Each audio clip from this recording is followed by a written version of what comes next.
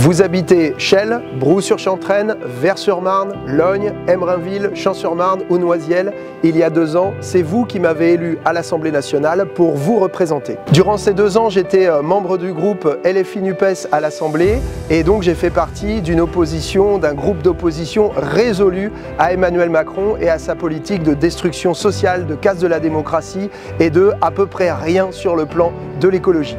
J'étais membre de la commission des affaires économiques dans laquelle j'ai pu tirer les verres du nez des ministres macronistes et surtout les mettre face à leurs contradictions. J'étais également membre de l'OPEX, l'Office parlementaire d'évaluation des choix scientifiques et techniques, une instance dans laquelle j'ai pu auditionner un certain nombre d'experts sur le sujet qui est le mien désormais à l'Assemblée nationale, celui de l'énergie. Évidemment, dans l'hémicycle, j'ai pu multiplier les interventions sur d'autres sujets qui concernent peut-être plus directement votre vie de tous les jours, que ce soit sur l'école, que ce soit sur la santé, que ce soit sur les retraites. Un député, il se doit évidemment d'être présent en circonscription. Moi, je l'ai été sur des luttes dans l'éducation, à la Poste tout récemment, et tout au long de mon mandat, surtout, j'ai été interpellé par des locataires de logements sociaux qui vivent bien souvent dans des conditions assez dégradées, avec des bailleurs qui ne font pas leur travail. Donc, je les ai accompagnés dans leur démarche pour améliorer leur quotidien. Et puis, j'ai répondu à tout un tas de demandes individuelles de gens qui ne cherchent pas des passe-droits, mais tout simplement à faire valoir leurs droits quand l'administration le refuse.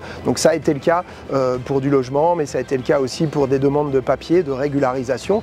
Et je suis d'ailleurs très fier d'avoir participé à tout un tas de cérémonies de naturalisation à la sous-préfecture avec le sous-préfet. C'est vraiment un beau moment d'accueillir à chaque fois de nouvelles personnes dans la communauté française. Si vous pensez qu'il vous faut des élus combatifs, des élus de gauche, des élus qui portent sincèrement le programme du nouveau Front populaire, eh bien je vous invite à voter pour moi et ma suppléante Maryline Brasdantas les 30 juin et 7 juillet prochains. Il faut donner une majorité au nouveau Front populaire et donc il faut voter dans la 10e circonscription de Seine-et-Marne comme partout en France pour nos candidats.